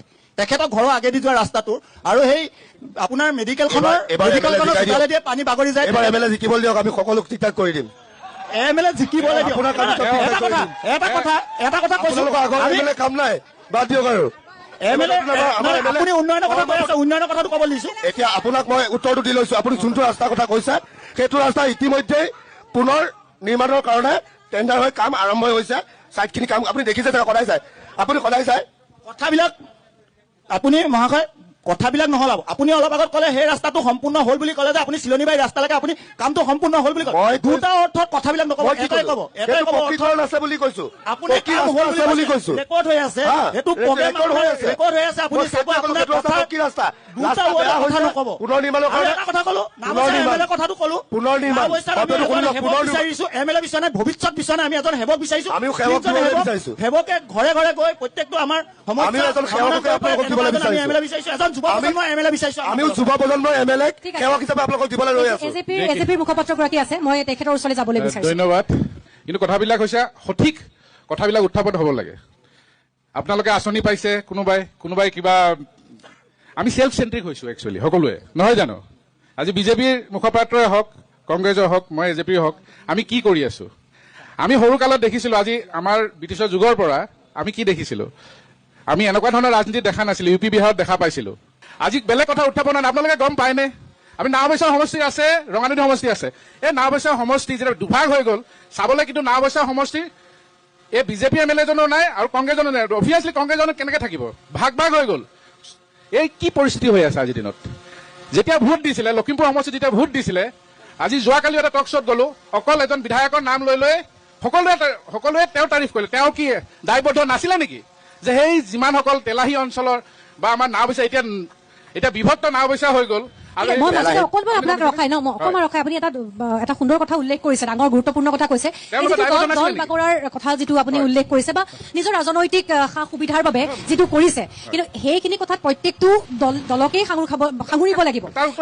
তাৰ মাজতে মই এই প্ৰসংগটো চুই যাবলৈ বিচাৰিছো। আমি যিহেতু ৰঙানদীত আছো, ৰঙানদীত আজি মিত্ৰ জোঁটৰে এজিপিৰ যিগৰাকী প্ৰাৰ্থী, তেখেতে আজি প্ৰাৰ্থিত্ব যিহেতু নাপায়, এটা স্পষ্ট হৈ পৰিছে।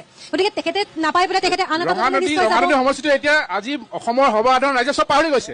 এইবিলাক ৰাজনেতাসকলৰ গিমিক। ভূপেন বৰা ডাঙৰীয়া এই কথাখিনি বিপদত পেলাব নেপেলায়।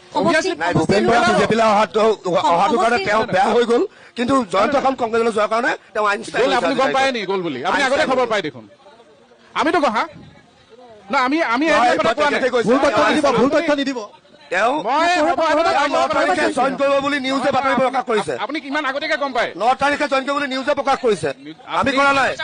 যোগদান হৈছে বুলি 9 তাৰিখে কংগ্ৰেছত জইন কৰিব বুলি এই কথাটো অধিকাৰ নাই, যিহেতু এতিয়ালৈকে আপুনি নিউজে স্পষ্টীকৰণ দিছে। মই কোনো দললৈ এতিয়ালৈকে 9 তাৰিখে জইন কৰিব বুলি নিউজে কৈছে। তেখেতে কিয় এই কথা স্পষ্ট আমি নিউজৰ কথালৈ কৰিছো। জয়ন্ত খান ডাঙৰীয়াই স্পষ্টকে নিউজত বাইট দিছে, তেখেত কংগ্ৰেছত যোগদান কৰা নাই। কোন দলত যোগদান কৰিব? 9 তাৰিখে কৰিব বুলি কৈছে ডাঙৰীয়া। মই 9 তাৰিখে কৰিব বুলি কৈছো, যোগদান কৰিব 9 তাৰিখে কৰিব বুলি কৈছো। আমি একচুৱেলি আচল কথাটো মই ক'বই নাপালো। খেতিত কি হৈ আছে আমাৰ? একচুৱেলি গোটেই অঞ্চলটো, আমাৰ অসমখন কৃষি প্ৰধান দেশ। ৰাস্তা বনোৱাটো এইটো হ'ব গভৰ্ণমেণ্টৰ, চেণ্ট্ৰেল গভৰ্ণমেণ্টৰ হওক বা ষ্টেট গভৰ্ণমেণ্টৰ, চেণ্ট্ৰেল গভৰ্ণমেণ্ট নাছিলে নেকি দাদা? আমিতো কৈছো, আমি বাহিৰতো পঢ়িছো, ৰাস্তাইদি কৈছো। আৰু দ্বিতীয় কথা, আপোনালোকৰ দলটো মহোদয়, আপোনালোকৰ দলটো কা আন্দোলনৰ গইনালৈ যোৱা 75 বছৰে কৰা অন্যায় অফিচৰ প্ৰতিবাদত জন্ম হোৱা দল, আজি সেইটো দলৰ বুকুচাত উঠি আমাৰ আদৰ্শ বেলেগ। আপোনালোকৰ অত্যাচাৰ দেখা পাই আমি কংগ্ৰেছৰ লগত সহ অৱস্থান কৰিছো।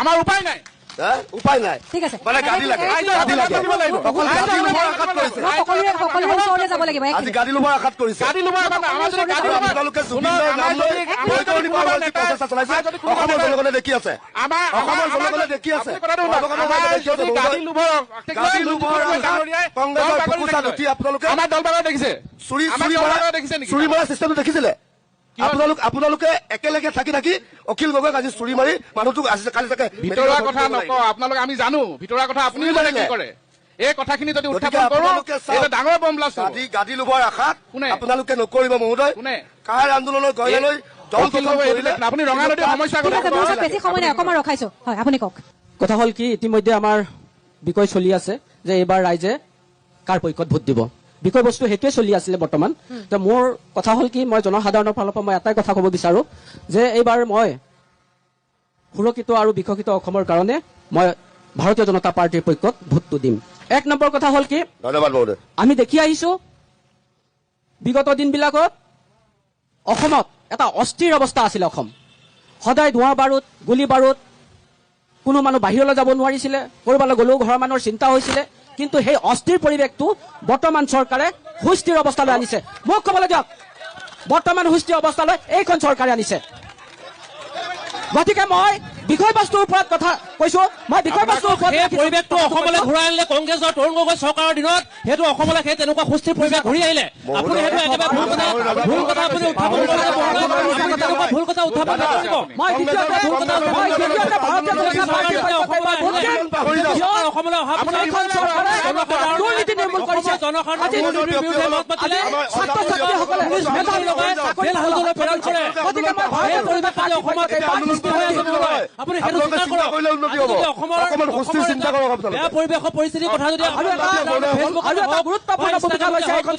ৰাইজৰ আগত বিচাৰে তেখেতক পুলিচ মিলিটাৰী লগাই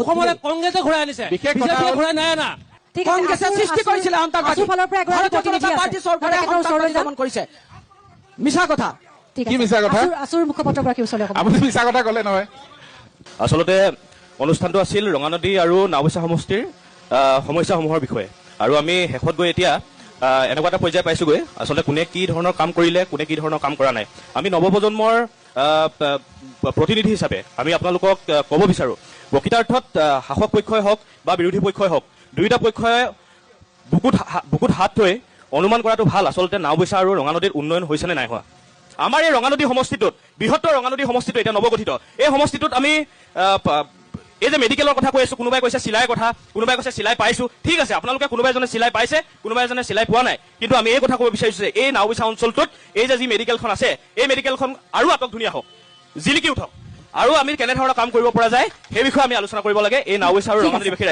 আমাৰ আমি আৰু এটা বিশেষ কথা ক'ব বিচাৰিছো শিক্ষাৰ বিষয়ে কৈ আছে আমাৰ এই নাওবৈচা ৰঙানদী সমষ্টিটোত এই বৃহত্তৰ অঞ্চলটোত ছাত্ৰ ছাত্ৰীসকলে অধ্যয়ন কৰিবলৈ আমাৰ এই নাওবৈচা মহাবিদ্যালয়খনত বিজ্ঞান শাখা আৰু যি আমাৰ বাণিজ্য শাখা সেই যিসমূহ শাখা আছে সেই শাখাসমূহ আমি সংযোজন কৰিবলৈ ব্যৱস্থা কৰিব লাগে তেনেধৰণৰ গঠনমূলক কথাসমূহ আজি এই অনুষ্ঠানটোৰ আলোচনা হোৱাটো আমি বিচাৰিছিলো ঠিক আছে মই আৰু বেছি সময় যিহেতু নাই মই অকণমান আপোনাৰ ওচৰলৈ আহিবলৈ বিচাৰিম বেছি সময় নোলোৱাকে দুটা যি থাকি গৈছে সেই দুটা কথাহে আপোনাৰ পৰা জানিবলৈ বিচাৰিম হয় মই অথনিৰ পৰা আমাৰ শাসকীয় আৰু বিৰোধী পক্ষৰ কথাখিনি শুনি আহিছিলো আৰু ইয়াত দুয়োটা পক্ষক দোষাৰোপ কৰাত লাগি আছে তো কৰবাত নহয় কৰবাত আজি যদি চাওঁ কি বিজেপি কি কংগ্ৰেছ সব একেই যেন অনুভৱ হৈছে আমি কংগ্ৰেছ চৰকাৰক আমি ওফৰাই বিজেপিক আনিছিলো বহুখিনি সমস্যা সমাধান হ'ব বুলি আৰু সেই সমস্যাই হ'ল আৰু যদি আমি আমাৰ এই পূৰ্বৰ নাওবৈচাৰ বিষয় লৈ যদি আমি আলোচনা কৰিবলৈ যাওঁ তো কৰবাত নহয় কৰবাত আমাৰ নাওবৈচা সমষ্টিৰ MLA জন আকৌ কংগ্ৰেছ আমি লখিমপুৰীয়া হিচাপে আমি বিজেপিও আমাৰ মুৰব্বী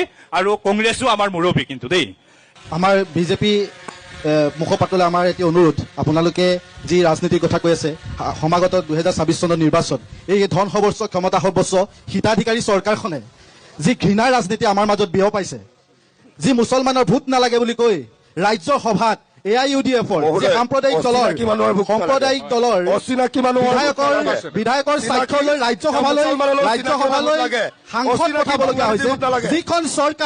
যিখন চৰকাৰে নিচামুক্ত অসম কৰিম বুলি অসমৰ গাঁৱে ভূঞে মদৰ দোকান খুলিছে, সেইখন চৰকাৰৰ মানুহে যদি নিচামুক্ত অসমৰ কথা কয় আমি সঁচাৰে মানি ল'ম। ইমান পৰ নীৰৱে থাকিলো, কিন্তু এষাৰ কবলৈ মন গৈছে। আচলতে এখন চৰকাৰ আমি কেলে পাতো? আমাৰ উন্নয়ন কৰিবলৈ পাতো। সেইখন চৰকাৰ যিয়ে নহওক তেওঁ এইটো কৰ্তব্য। আজি মই কৰিলো, আমুক কৰিলো, এইবোৰ আচলতে ক'ব নালাগে। আমি তেওঁক আমাৰ প্ৰতিনিধি পাতিছো, আমাৰ অঞ্চল উন্নতি কৰিবই লাগিব। আজি এজন শিক্ষক, ৰিটায়াৰ্ড শিক্ষকে কৈছে মোৰ ঘৰৰ ৰাস্তাটো বেয়া, সেইজনে কৈছে নহয়। তাৰ কথা বিশ্বাস কৰিব আপুনি কওকচোন এতিয়া? আৰু এজনে কোনোবাজনে কৈছে মোৰ ঘৰৰ পদূলি ৰাস্তাটো বেয়া, আমাৰ এই গগৈ তোমাক হেৰিয়ে কৈছিলে। এতিয়া তেখেতৰ নিজে ঘৰৰ পদূলি ৰাস্তাটো বেয়া বুলি কয়, তেওঁ ভাল বুলি কয়। আপুনি আজি এখন পতাৰ অৰ্থ কি লাভ আছে কওকচোন আপুনি? মই গতিকে এটা কথাই মই কওঁ, আমাক এনে এজন জনপ্ৰতিনিধি লাগে। মই কিন্তু এজন ৰিটায়াৰ্ড শিক্ষকে, মই কোনো দলত এতিয়ালৈকে যিজন জনপ্ৰতিনিধি সৎ, ধনৰ বলত মানুহ নিকিনে, এনেকুৱা এজন ব্যক্তি লাগে। সৎ, কোনো যাক দি দিয়ে তেনে মানে নিজ ইচ্ছামতে ভাল আৰু কম সৎ হ'ব লাগে। ধনৰ বলত মানুহ যুৱকসকলক নষ্ট কৰিব নালাগে, ড্ৰাগছ মদ খুৱাই তেখেতসকলক বেয়া কামত লিপ্ত কৰিব নালাগে বুলি মই শিক্ষক হিচাপে ভাবোঁ। আৰু দ্বিতীয়তে মই আৰু এটা কওঁ, উন্নতি নাই হোৱা বুলি নক'ব। কংগ্ৰেছৰ দিনতো কি নাই হোৱা? ৰাস্তা ঘাটবোৰ তেওঁলোকে বনাইছে, বেয়া হ'বই। আপুনি বনাই থোৱা ঘৰটো কি বছৰ বছৰ থাকিব নেকি? ৰিপেয়াৰ কৰিবই লাগিব। আমাৰ মাজত কাজিয়া হয়, আপোনালোকৰ ভাই ককাই, এইবোৰ কাজিয়া সৃষ্টি নকৰিব। আৰু মহিলাসকলে কৈছে মই পাইছো কাৰণে তেওঁ দলটো ভাল পায়, কিন্তু ব্যক্তিগত এজনেহে পাইছে। আমি জাতীয়তাবাদী যুৱ ছাত্ৰ পৰিষদৰ পৰা আমি ৰঙানদী নৱগঠিত সমষ্টিটোৰ কাৰণে আমি বিজেপি আছে, ইয়াত কংগ্ৰেছ আছে, জাতীয় দল সংগঠন আৰু ৰঙানদী নাওবৈচাৰ ৰাইজ আছে। আমি যুৱ ছাত্ৰ পৰিষদৰ পৰা শাসক পক্ষ আৰু বিৰোধী পক্ষক আমি জনাব বিচাৰিছো, ৰঙানদী যিহেতু এটা নৱগঠিত সমষ্টি, আমি যিহেতু উঠি অহা নৱ প্ৰজন্ম, লগতে আমি আহি আছে 2026, আমাৰ যুৱ ছাত্ৰ পৰিষদৰ পৰা এটা দাবী আছে, ৰঙানদী সমষ্টিত লগতে নাওবৈচা সমষ্টিত কেতিয়া উন্নত মানৰ এখন বিশ্ববিদ্যালয় হ'ব। 2, নাওবৈচা আৰু ৰঙানদী সমষ্টিত কেতিয়া এখন সুন্দৰ সৰ্বাংগ সুন্দৰ মেডিকেল কলেজ হ'ব। আৰু ৰঙানদী এটা হ'ল সমষ্টি বানপীড়িত এটা অঞ্চল সমষ্টি, এই বানপীড়িত অঞ্চলৰ সমস্যাৰ আজি কেতিয়া স্থায়ী সমাধান হ'ব। আৰু ইয়াৰ লগতে আমি ক'ব বিচাৰিছো বিজেপি হওক কংগ্ৰেছে হওক বৃহৎ নদীবান্ধ কেতিয়া সমাধান হ'ব। ঠিক আছে। এতিয়া প্ৰথম কথাটো হ'ল কংগ্ৰেছ আৰু বিজেপিৰ এখন তয়াময় ৰণ লাগি আছে। এই ৰণখনত কোন জিকে কোন হাৰে কোনো কথা নাই, কিন্তু ইয়াত যে অসমীয়া জাতিটোৰ অসমীয়া ভৱিষ্যত যে সুৰক্ষিত নহয় সেই কথাষাৰ স্পষ্ট। চৰকাৰখনৰ প্ৰতিশ্ৰুতি আছে জাতি মাটি ভেটিৰ সুৰক্ষা দিয়া, কিন্তু তেখেতসকলে আজি পৰ্যন্ত 6 জনগোষ্ঠী জনজাতিকৰণ নকৰিলে। অসম চুক্তি 6 নং দফাৰ যি প্ৰতিবেদন, সেই প্ৰতিবেদন ন্যায়াধীশ বিপ্লৱ শৰ্মাৰ দ্বাৰা কাৰ্যকৰী কৰিছিলে, কিন্তু সেই প্ৰতিবেদনখন আজি পৰ্যন্ত কেন্দ্ৰীয় চৰকাৰক তেখেতলৈ জমা নিদিলে। এতিয়া নিৰ্বাচন আহিছে, গৃহমন্ত্ৰী প্ৰধানমন্ত্ৰী আহি আছে, কিন্তু সেই প্ৰতিবেদনখনৰ কথা কাৰো মুখত কিন্তু আমি শুনিবলৈ পোৱা নাই। কথাটো হ'ল যে উন্নয়ন হ'বই লাগিব, উন্নয়ন লাগিবৰ কাৰণে আমি চৰকাৰখনক ভোট দিছো, উন্নয়ন লাগিবৰ কাৰণে আমি চৰকাৰখন বিজেপি কংগ্ৰেছক প্ৰত্যাহ্বান আঁতৰাই বিজেপিক আনিছো। কিন্তু এইটো নহয় যে উন্নয়নৰ ৰাস্তা ঘাট বনাই দিব, জাতিটোক ক'ৰবাত বিক্ৰী কৰি দিব, এই কথাষাৰ কিন্তু আমি কেতিয়াও মানি ল'ব নোৱাৰো। সেই কথাষাৰ খুব স্পষ্ট। প্ৰথম কথা হ'ল এতিয়া তেখেতসকলে শুনিব, যে তেখেতসকলে এডভান্টেজ আছাম পাতিলে। এডভান্টেজ আছাম পাতি বিজেপি চৰকাৰখনে আমাৰ প্ৰশ্ন উত্তৰ দিয়ক। এডভান্টেজ আছাম পাতি কেইটা তেখেতে উদ্যোগ আনিলে আৰু সেই উদ্যোগবিলাকক কিমান প্ৰতিষ্ঠা দিয়া হ'ল। যেতিয়া আমি এই উত্তৰটো দিওঁ তেখেতসকলে ছেমিকণ্ডাক্টৰৰ কথা কয়, কিন্তু তেখেতসকলক মই এইটো কথাও কৈ দিওঁ যে এই কথাটো লগতে মই কৈ দিওঁ কেন্দ্ৰীয় চৰকাৰৰ ক্ষুদ্ৰ মজলীয়া মন্ত্ৰালয় বিভাগৰ পৰা 2,10,982টা ক্ষুদ্ৰ উদ্যোগ বন্ধ কৰি গ'ল। সেই কথা কিন্তু তেওঁলোকে বিজেপি চৰকাৰে কেতিয়াও নকয়। আৰু এটা কথা আছে, কৃষকৰ কথা কৈ আছে তেখেতসকলে, কৃষকৰ ক'ব দিয়ক। কৃষকৰ কথা কৈ আছে, প্ৰধানমন্ত্ৰী 2টা অভিলাষী আঁচনি আছিলে, হাৰ খেতকো পানী আৰু কৃষি ফচল যোজনা, এই 2টা আঁচনি আছিলে। 2টা আঁচনি 450 কোটি টকা কেন্দ্ৰ চৰকাৰৰ পৰা ৰাজ্য চৰকাৰলৈ দিছিলে, আৰু 1,647টা পাম্পছেট আৰু সৌৰ চালিকা বিদ্যুৎ চালিকা নিৰ্মাণ কৰিব দিছিলে। কিন্তু দুৰ্ভাগ্যজনক কথা, 90% কাম নহ'লে অশোক সিংখালেন কোম্পানীয়ে তেখেতৰ দহনমুখ আত্মঘাত কৰিলে। ঠিক আছে, সেইখিনি উত্তৰ মই বিজেপিৰ মুখপাত্ৰগৰাকীৰ পৰা বিচাৰিম। মই মহোদয় আমাৰ দুয়োগৰাকী যি প্ৰশ্ন কৰিছে সেই প্ৰশ্নকেইটা মই পোনপটীয়া উত্তৰ দিছো। আমাৰ প্ৰথম বক্তাগৰাকীয়ে যিটো প্ৰশ্ন সুধিছিলে কেতিয়া বিশ্ববিদ্যালয় হ'ব, কেতিয়া আমাৰ হস্পিটেল বনালে নহ'ব, তাৰ উপযুক্ত মানদণ্ড ডক্টৰো থাকিব লাগিব। আৰু এই MRI মেচিন কেইটা যোনকেইটা লখিমপুৰত পৰি আছে সেইকেইটা চলোৱা ভাল টেকনিচিয়ানো লাগিব। আজিকালিতো ৰাতি 11টা বজাতো MRI হৈ আছে, আপুনি যোৱা নাই নেকি? মই যাওঁ, সেইকাৰণে মই কিমান পেচেণ্ট ৰেফাৰ কৰি নিজে আপুনি মোৰ বেকগ্ৰাউণ্ডটো চেক কৰিব। আপোনাকো উত্তৰ দি আছো, আপুনি মোৰ বেকগ্ৰাউণ্ডটো চেক কৰি থাকো। কংগ্ৰেছৰ অপশাসনীয় যোনজন MLA আছিলে বিজেপি এজন নিৰচাৰ্জন নাই, এবাৰ হেৰিয়ক দেখিব প্ৰস্তাৱ কেইটা আপুনি অকল খালি বিল্ডিং বনাইছে বিল্ডিং কি কাৰণে বনাইছে এই যি কমিশন চলি আছে যে সিন্ডিকেটৰ যি চলি আছে বিগত 30 বছৰ শুনিবলৈ শিকক এই আগতে কংগ্ৰেছ গেলালে এতিয়া কয় বিজেপি কেইবাটা উত্তৰ দিবলৈ আছে বিশ্ববিদ্যালয়ৰ কথা ওলাইছে এটা জনজাতিকৰণৰ প্ৰসংগ ওলাইছে এতিয়া আপোনাক মই কওঁ আপোনাৰ প্ৰশ্ন উত্তৰটো প্ৰথম দি লৈছো আপুনি যে কৈছিলে যে এজন MLA কে তোকামুট কৰি চবেই কালি ক'লে কালি এটা নিউজ চেনেলত তেওঁ একো কিন্তু কাম সেইকেইটা নকৰিলে মহোদয় আমাৰ দলংখন দেখিছো কেতিয়া এখন কেতিয়া উত্থাপন হৈছিলে কেতিয়া এজন বিধায়কে কৰিছিলে নেকি দক্ষ বিধায়ক কয় জহিঙৰ কাম কিয় কৰিব নোৱাৰিলে জহিং আপুনি শুনক আপুনি কব এতিয়া নৰকাৰী ব্ৰিজ আছে এখন মানুহ হ'ব এটা ৰাজ্য নোৱাৰিলে আপোনালোকে এইফালে ইমান ঢাক ঢোল বজাই হাজাৰ হাজাৰ মানুহ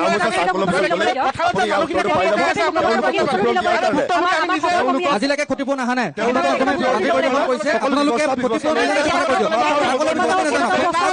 আপুনি কওক উত্তৰ ক্ষতিপূৰণ পালে নাপালে ক্ষতিপূৰণ পালে নাপালে এইটো কথা কৈ দিয়ক তেওঁলোকৰ ৰিপৰ্টৰ ওপৰতে ব্যৱস্থা কৰিব 32 ঘৰ মানুহৰ ক্ষতিগ্ৰস্ত হৈছে 32 ঘৰ মানুহৰ ক্ষতিগ্ৰস্ত হৈছে মুখ্যমন্ত্ৰী ডাঙৰীয়া মেমৰিয়াম পৰিছে গম পাব 32 ঘৰ মানুহৰ মেমৰিয়াম পৰিছে আৰু কৃষকসকলৰ সমস্যা সমাধান উত্তৰ দিয়ক সমস্যা এতিয়া ৰঙা নদীৰ যিখিনি সমস্যা সেইখিনি সমস্যা সমাধান হ'ব লাগে আমি কৈ আছো আমি ৰঙা নদীৰ সমস্যাখিনি সমাধান কৰিবৰ কাৰণে যিখিনি ব্যৱস্থাপনা হাতত ল'ব লাগে আমি সকলো ব্যৱস্থাপনা হাতত লৈছো আজি আপোনালোকে এটা উত্তৰ দিব লাগে আকৌ কৈছো জুবিন গাৰ্গ ডাঙৰীয়া ন্যায় কেতিয়া দিব যিবিলাক ভেকু ভাওনা from day one special June দিনাখনিৰ পৰা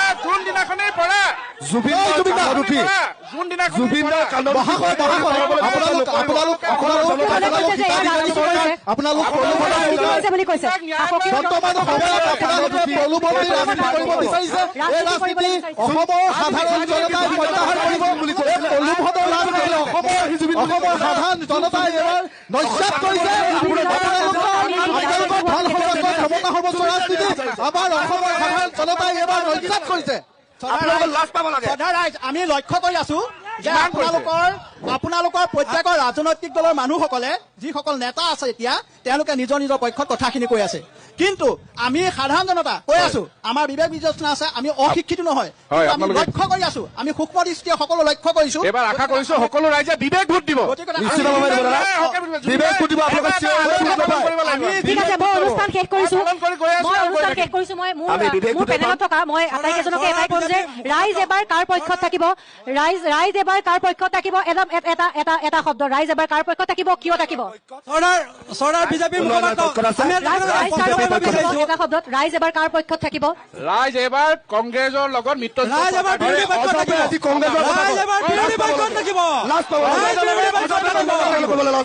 আমি এটা প্ৰশ্ন কৰিব বিচাৰিছো আমি বিজেপিৰ মুখপাত্ৰক এটা প্ৰশ্ন কৰিব বিচাৰিছো ৰাইজ অকমান বিজেপিৰ মুখপাত্ৰক আমি এটা প্ৰশ্ন কৰিব বিচাৰিছো ৰাইজ থাকিব জুবিনৰ ন্যায় লগত ৰাইজ থাকিব জুবিনৰ ন্যায় লগত ৰাইজ থাকিব সৰ্বসাধাৰণ ৰাইজৰ ক্ষমতা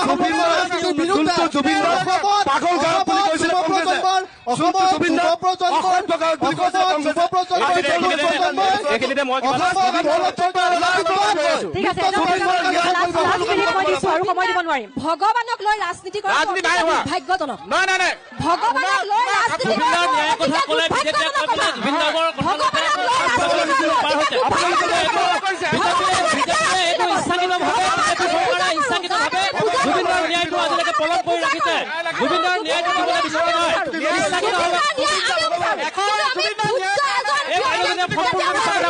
সম্পূৰ্ণভাৱে মিছা কথা কৈ আছে বাইদেউজনীয়ে কেতিয়াও জুবিন দা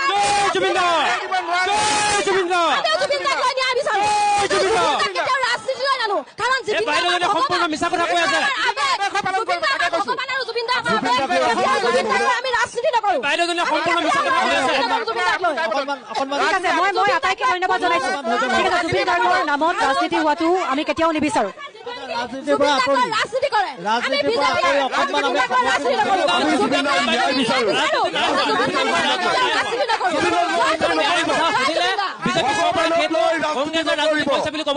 জোনমণি ৰাভাৰ ন্যায় কি হ'ল জোনমণি ৰাভাৰ SIT ক'ত গ'ল আজি ছমাহ ধৰি জুবিন গাৰ্গৰ মিছা কথা প্ৰলোভন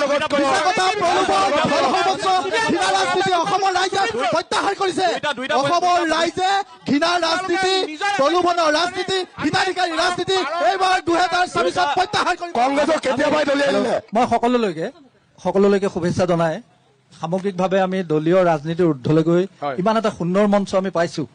আমি কিন্তু কেৱল ইজনে সিজনক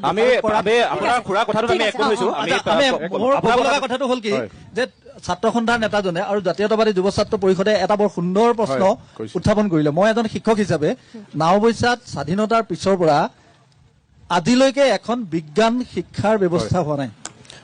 আচলতে দুইটা ইতিমধ্যে লালুকত দিয়া হৈছে, নৱবৈচা কলেজখনেও শাসক পক্ষৰ মই মুখপাত্ৰগৰাকীকো ক'ব বিচাৰিছো, আচলতে আমি লালুকত হৈছে আন ক'ৰবাত হৈছে আমি সেয়া উন্নয়ন বিচৰা নাই। আমি আমাৰ এই অঞ্চলটোত আমি যিখিনি সমস্যাত আমি ভুগিছো, আচলতে আজি কংগ্ৰেছৰে হওক বিজেপিৰে হওক যোন লংকালৈ গৈছে তেওঁ ৰাৱণ হৈছে।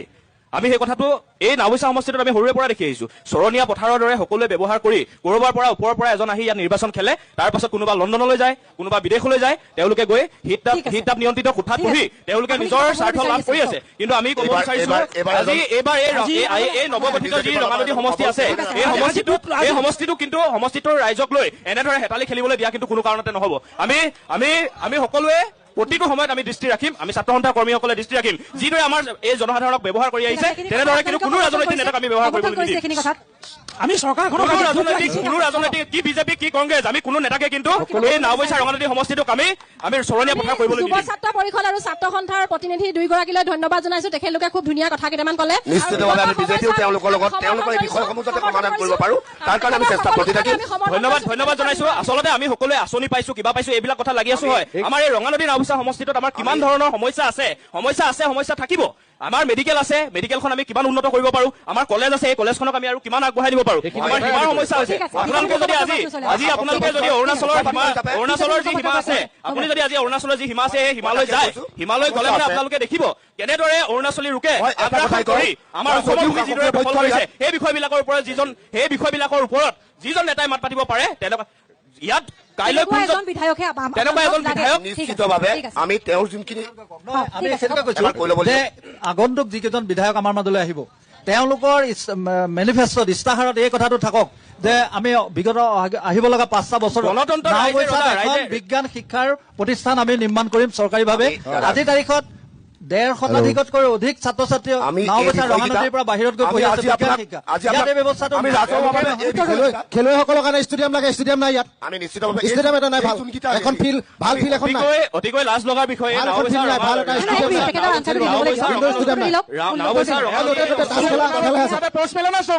এইখন চৰকাৰৰ উন্নয়ন অকল হিতাধিকাৰী আঁচনি, প্ৰলোভন আৰু ঘৃণাৰ ৰাজনীতি। এই চৰকাৰখনৰ মেনুফেষ্টো, এই চৰকাৰখনৰ ইস্তাহাৰ ঘৃণাৰ ৰাজনীতি, প্ৰলোভনৰ ৰাজনীতি, ধৰ্ম মেৰুকৰণৰ ৰাজনীতি। বৰ্তমান সময়ত হিমন্ত বিশ্ব শৰ্মা ডাঙৰীয়াই আশীৰ্বাদ যাত্ৰা কৰিছে। এই আশীৰ্বাদ যাত্ৰাই যিমানেই অসমৰ আগবাঢ়িছে, সিমানেই ৰন্ধন গেছৰ দাম বাঢ়িছে, সিমানেই সামগ্ৰীৰ দাম বাঢ়িছে, মূল্য বৃদ্ধি আকাশ লাগিছে। যিমানেই মুখ্যমন্ত্ৰী আশীৰ্বাদ যাত্ৰা আগবাঢ়িছে সিমানেই মূল্য বৃদ্ধি গ্ৰাফডাল ওপৰলৈ গৈছে। এয়াই হ'ল অসমৰ উন্নয়নমুখী চৰকাৰৰ ৰাজনীতি। ঘৃণা এই ধৰ্ম মেৰুকৰণৰ ৰাজনীতি অসমৰ ৰাইজে এবাৰ প্ৰত্যাহাৰ কৰিব। অসমৰ গৌৰৱ গগৈৰ নেতৃত্বতে আপোনালোকে গান্ধী পৰিয়ালৰ তৈলবৰ্ধন বাদ দি ৰাইজৰ লগত আহিব। আমি দুয়োটা দলৰে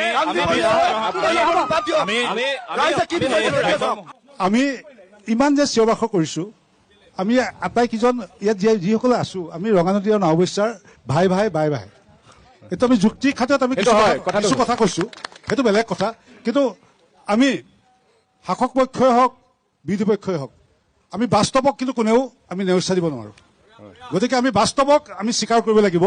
আজি এই অনুষ্ঠানৰ জৰিয়তে আমি এটা কথাই চৰকাৰক অনুৰোধ জনাম যে আহোম ৰাজত্ব কালত যেনেকৈ কাম নকৰা লোকসকলক মাতি আনি ধুতৰালি বনোৱা হৈছিল। গতিকে আমি চৰকাৰক এটাই অনুৰোধ জনাইছো যে উদ্যমিতা দিছে মহিলাসকলে কুটিৰ শিল্পত জড়িত হওক, আমাৰ এইটো চৰকাৰলৈ অনুৰোধ। কিন্তু আমি যদি হিতাধিকাৰী সৃষ্টি কৰোঁ ঠিক তেনেকৈ আহোম ৰজাৰ দিনত ধূতসকলক আনি যিটো ৰাস্তা বনোৱা হৈছিল কৰ্মসংস্থাপন কৰিছিল গতিকে আমি যাতে ধূতৰ সৃষ্টি নকৰি আমি যাতে কৰ্ম আৰু উদ্যোগী সৃষ্টি কৰো সেইটো আজি আমি অনুষ্ঠানৰ